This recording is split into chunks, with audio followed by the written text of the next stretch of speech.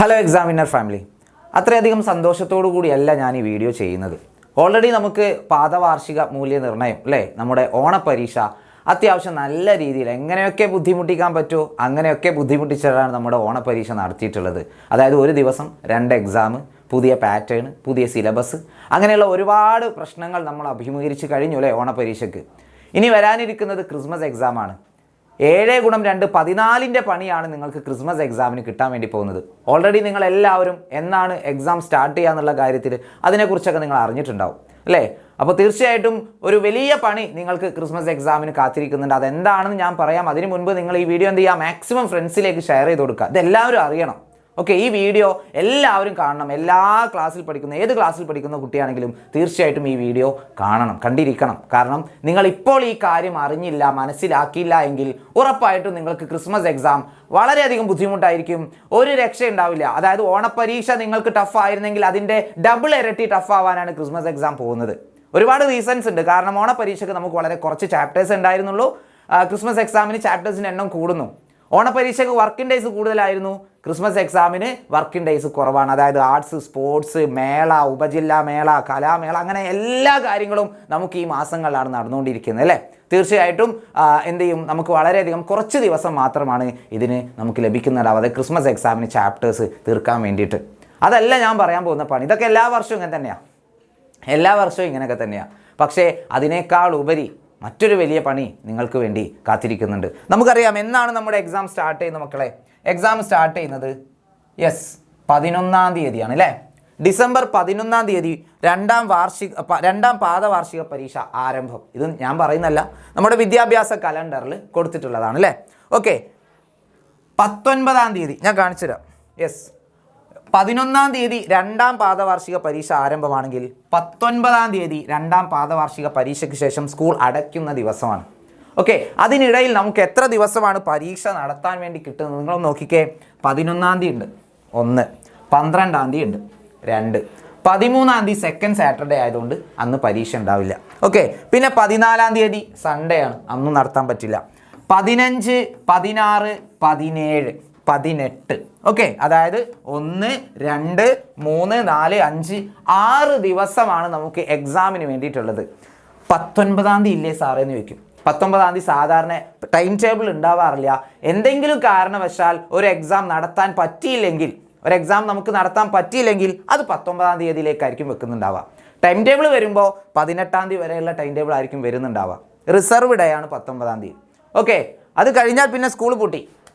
20-ാം തീയതി മുതൽ നമുക്ക് ക്രിസ്മസ് ഹോളിഡേ ആണ്. അപ്പോൾ ആ ദിവസങ്ങളിലൊന്നും നമുക്ക് എക്സാം നടത്താൻ പറ്റുന്നുണ്ടാവില്ല. ഓക്കെ, അപ്പോൾ തീർച്ചയായിട്ടും നിങ്ങളുടെ മുമ്പിൽ ആകെ ഉള്ളത് എക്സാം ഡേറ്റ്സ് എന്ന് പറയുന്നത് വെറും 6 ദിവസമാണ്. ഓക്കെ, 6 ദിവസമാണ് നമുക്ക് എക്സാമിന് വേണ്ടിയിട്ടുള്ളത് അല്ലേ. ഓക്കെ, 6 ദിവസം, ഓൺലി 6 days. 6 ദിവസം കൊണ്ട് നമ്മൾ എഴുതാൻ പോകുന്ന പരീക്ഷ അല്ലേ. എത്ര സബ്ജക്റ്റാണ് നമുക്ക് വരുന്നത്? 7-ൽ കൂടുതൽ സബ്ജക്റ്റുകളുണ്ട്. അതായത് നമ്മൾ 8-ാം ക്ലാസ് മുതൽ എടുക്കുകയാണെങ്കിൽ 8-ാം ക്ലാസ്സിൽ 7 സബ്ജക്റ്റ് ഉണ്ട് അല്ലേ. അതായത് നമ്മുടെ ഫസ്റ്റ് ലാംഗ്വേജ്, സെക്കൻഡ് ലാംഗ്വേജ്, അതുപോലെ basic science, social science, maths, അതുപോലെ തന്നെ നമ്മുടെ മറ്റു സബ്ജക്റ്റുകൾ അല്ലേ.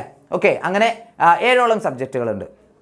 ക്ലിയർ അല്ലേ? ഇംഗ്ലീഷും ഹിന്ദിയും അല്ലേ, എൻ്റെ സബ്ജക്റ്റ് മറന്നുപോയി. ഓക്കെ, ഇംഗ്ലീഷും ഹിന്ദിയും നമുക്കൊന്നുകൂടെ പറയാം. അതായത് നമ്മുടെ basic science, social science, first language, second language, maths അല്ലേ, പിന്നെ ഇംഗ്ലീഷും ഹിന്ദിയും, അങ്ങനെ 7ഓളം സബ്ജക്റ്റുകളാണ് 8-ാം ക്ലാസ്സിലുള്ളത്.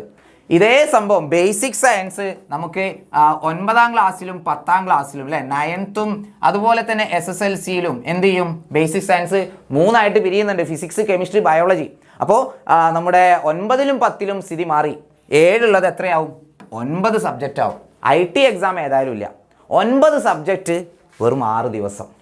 ഇതിന് പുറമെ നമ്മുടെ കലാ, കായികം, പ്രവൃത്തി പരിചയമേള അതും ഉണ്ട്. ഓക്കെ, അതായത് പറയുകയാണെങ്കിൽ 10 സബ്ജക്റ്റ്. ഓക്കെ, അപ്പോൾ 10 സബ്ജക്റ്റ് പരീക്ഷ നടത്താൻ നമ്മുടെ മുമ്പിലുള്ളത് വെറും 6 ദിവസമാണ്. അപ്പോൾ ഫസ്റ്റ് ടൈം എക്സാമിന് മക്കളെ 9-ലെയും 10-ലെയും മക്കൾ ഓൾറെഡി പഠിച്ച് കഴിഞ്ഞിട്ടുണ്ട് അല്ലേ. 10-ലെ മക്കളാണ് ഇപ്രാവശ്യം ഏറ്റവും കൂടുതൽ കംപ്ലൈൻറ്റ് പറഞ്ഞത്. എന്താ? SS-ഉം പ്ലസ് ഹിന്ദി, സോഷ്യൽ സയൻസും ഹിന്ദി ഒരുമിച്ച് വന്നു. ഞങ്ങൾ എന്ത് ചെയ്യാനാണ്? അല്ലേ? ഞങ്ങൾ എങ്ങനെ പഠിക്കും? അങ്ങനെ ഒരുപാട് കുട്ടികൾ എന്ത് ചെയ്തിരുന്നു, പരാതി പറഞ്ഞിട്ടുണ്ടായിരുന്നു. ഒരുപാട് കുട്ടികൾക്ക് നല്ല പോലെ പരീക്ഷ എഴുതാൻ പറ്റില്ല. അറിയുന്ന കുട്ടികൾക്ക് പോലും, നന്നായിട്ട് പഠിച്ച മിടുക്കരായ കുട്ടികൾക്ക് പോലും നല്ല രീതിയിൽ പെർഫോം ചെയ്യാൻ ഓണപ്പരീക്ഷയ്ക്ക് സാധിച്ചിട്ടുണ്ടായിരുന്നില്ല, അല്ലേ? വേണ്ട രീതിയിൽ അവർ പ്ലാൻ ചെയ്തിട്ടുണ്ടായിരുന്നില്ല. അതായത് ടൈം ടേബിൾ മുമ്പ് വന്നിട്ടുണ്ടായിരുന്നു, പക്ഷേ അതിനനുസരിച്ച് എന്ത് ചെയ്യാൻ പറ്റിയില്ല, നല്ലൊരു പ്ലാനിങ്ങോടുകൂടി പരീക്ഷ എഴുതാൻ സാധിച്ചില്ല. ഇപ്പോൾ ഇതാ നമുക്ക് നേരത്തെ അറിയാം ക്രിസ്മസ് എക്സാമിന് ഇങ്ങനെയാണ് സിറ്റുവേഷൻ. ഓക്കെ, നിങ്ങൾ മനസ്സിലാക്കുക. വെറുതെ പരാതി പറയുന്നവൻ അങ്ങനെ പറഞ്ഞുകൊണ്ടേയിരിക്കും. ഓക്കെ, എക്സ്ക്യൂസസ് എപ്പോഴും പറഞ്ഞുകൊണ്ടേയിരിക്കും. പക്ഷേ നമുക്ക് കൃത്യമായ പ്ലാനിങ്ങോടുകൂടി നമ്മൾ നേരിടുകയാണെങ്കിൽ, അതായത് ക്രിസ്മസ് എക്സാമിൻ്റെ ഡേറ്റ് എന്നാണെന്നൊക്കെ നേരത്തെ അറിഞ്ഞു, ടൈം ടേബിൾ ഇങ്ങനെ ആയിരിക്കും, 6 ദിവസം ഉണ്ടാവുള്ളൂ, അതും നമുക്ക് നേരത്തെ അറിയാം. അപ്പോൾ തീർച്ചയായിട്ടും ഈ 10 പരീക്ഷ അല്ലെങ്കിൽ 9 പരീക്ഷ നടത്തണമെങ്കിൽ ഒരു ദിവസം 2 പരീക്ഷ വരൂലേ? ഒരു ദിവസം 2 പരീക്ഷ വരും. ഒരു ദിവസമാണോ? 2 ദിവസം വരും, അല്ലേ? 2 ദിവസം മിനിമം എന്ത് ചെയ്യും? 2 ദിവസം 2 സബ്ജക്റ്റ് ഉണ്ടാവും. 2 ദിവസം 2 സബ്ജക്റ്റ്. അത് ചിലപ്പോൾ സോഷ്യലും ഹിന്ദിയും ആകാം, കെമിസ്ട്രിയും ബയോളജിയും ആകാം, ഫിസിക്സും ബയോളജിയും ആകാം. എങ്ങനെയാണോ ടൈം ടേബിൾ ഇടുന്നത് അതിനനുസരിച്ച് നിങ്ങൾ എന്ത് ചെയ്യേണ്ടി വരും? പരീക്ഷ എഴുതേണ്ടി വരും. ഓക്കെ, പിന്നെ ആ സമയത്ത് സോഷ്യലും ഹിന്ദി ഒരുമിച്ച് വന്നുകൊണ്ടാണ് എനിക്ക് നന്നായിട്ട് എഴുതാൻ പറ്റാഞ്ഞത്, അങ്ങനെ പറഞ്ഞിട്ട് കാര്യം ഉണ്ടാവുമോ? ഇല്ല. അപ്പോൾ നമ്മൾ എന്ത് ചെയ്യണം മക്കളെ? കൃത്യമായിട്ട് പ്ലാൻ ചെയ്തിട്ട് പോകണം, അല്ലേ? ഇനി നമ്മുടെ മുമ്പിൽ ആകെ എത്ര ദിവസമാണുള്ളത്? വെറും 77 ദിവസങ്ങൾ മാത്രമാണ് ക്രിസ്മസ് എക്സാമിന് നമ്മുടെ മുമ്പിലുള്ളത്. ഓക്കെ, വെറും 77 ദിവസം. ആ 77 ദിവസങ്ങൾ കൊണ്ട് നമുക്ക് പഠിക്കാനാണെങ്കിൽ ഒരുപാട് ചാപ്റ്റേഴ്സ് ഉണ്ട്. ഓക്കെ, ടാസ്ക് ആണ്, ഒരു ഹിമാലയൻ ടാസ്ക് തന്നെയാണ്. പുതിയ സിലബസ് ആണ്, നമുക്ക് ക്വസ്റ്റ്യൻസ് വളരെ കുറവാണ്. മോഡൽ ക്വസ്റ്റ്യൻ പേപ്പർ നീ കിട്ടിയിട്ട് വേണം, എങ്ങനെയാണ് വരിക എന്നുള്ളതൊക്കെ അറിഞ്ഞിട്ട് വേണം.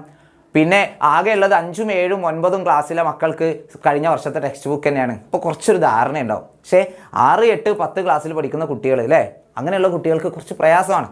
അപ്പോൾ തീർച്ചയായും മക്കളെ നിങ്ങൾ എന്ത് ചെയ്യുക? പ്ലാൻ ചെയ്യുക. ഓരോ ദിവസവും എങ്ങനെയൊക്കെയാണ് പഠിക്കേണ്ടത്. ഞാൻ ഇന്ന് മുതൽ ഇത് സ്റ്റാർട്ട് ചെയ്യാൻ വേണ്ടി പോവാണ്. ഓക്കെ, അത് നിങ്ങൾ ബാച്ചിൽ ജോയിൻ ചെയ്താലും ചെയ്തില്ലെങ്കിലും നിങ്ങൾ ചെയ്തിരിക്കണം. ഓക്കെ, നിങ്ങളത് ചെയ്തില്ലെങ്കിൽ നിങ്ങൾക്ക് ക്രിസ്മസ് എക്സാം ഞാൻ നേരത്തെ പറഞ്ഞ പോലെ 7ൻ്റെ പണിയല്ല, 7 × 2 14ൻ്റെ പണിയാണ് നിങ്ങൾക്ക് കിട്ടാൻ വേണ്ടി പോകുന്നത്. ഓക്കെ, അപ്പോൾ നിങ്ങൾ റെഡി ആണെങ്കിൽ ഇനി മുതൽ ഞങ്ങൾ എന്ത് ചെയ്യും? അടിപൊളിയായിട്ട് കംപ്ലീറ്റ് കാര്യങ്ങൾ ഞങ്ങൾ ചെയ്യും. ഓരോ സബ്ജക്റ്റ് ഓരോ ദിവസം ഞങ്ങൾ മാറ്റിവെച്ച് സമയം കണ്ടെത്തിയിട്ട് ഞങ്ങൾ അതിന് വേണ്ടി സമയം കണ്ടെത്തും എന്ന് നിങ്ങൾ പറയുക. നിങ്ങൾ അതിന് റെഡി ആണെങ്കിൽ താഴെ കമൻറ്റ് ചെയ്യുക. ഓക്കെ, നിങ്ങൾക്ക് തോന്നുന്നുണ്ടോ? നിങ്ങളുടെ അഭിപ്രായം എന്താണ്? നിങ്ങൾ കമൻറ്റ് ചെയ്യട്ടോ. ഓക്കെ, ഇങ്ങനെയാണ് ക്രിസ്മസ് എക്സാം വരിക. ഇത് നിങ്ങളുടെ അഭിപ്രായത്തിൽ ഇങ്ങനെയല്ല പരീക്ഷ നടത്തേണ്ടത്, അതല്ല വേറെ രീതിയിലാണ്, കുറച്ചുകൂടി ദിവസം വേണം, ഒരു 10 ദിവസം വെച്ചിട്ട് വേണം എക്സാം നടത്താൻ, അങ്ങനെ എന്തെങ്കിലും അഭിപ്രായം ഉണ്ടെങ്കിൽ അതും നിങ്ങൾ എന്ത് ചെയ്യുക?